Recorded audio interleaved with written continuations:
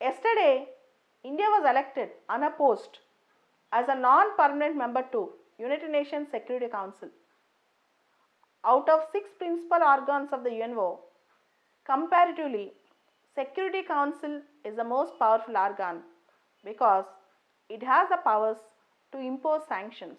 It has the power to pass the resolution which can have an effect. As you all know, many issues of international interest will go to the UNSC.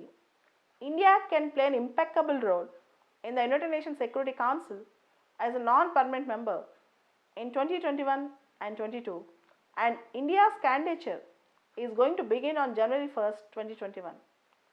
Along with India, Ireland, Mexico and Norway also got the position as a non-permanent member.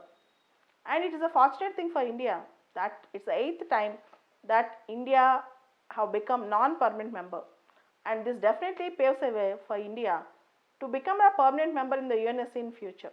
As you all know, UNSC have 5 permanent and 10 non-permanent members.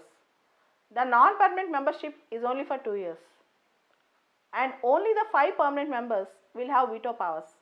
The non-permanent members will not exercise, they don't have veto powers.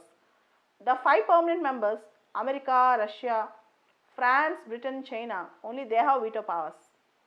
And the most important resolutions, they will see a lot of conflicts within the P5 countries.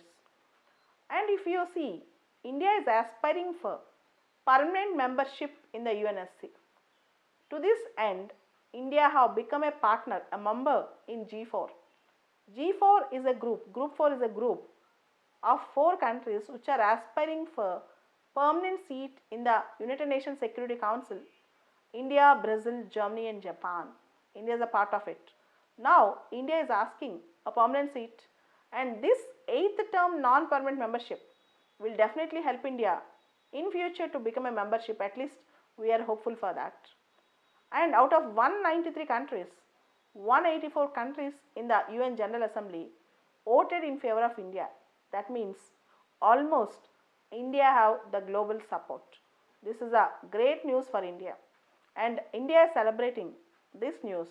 As we have seen the border tensions between India and China, this near universal support for India will definitely boost India's confidence in future.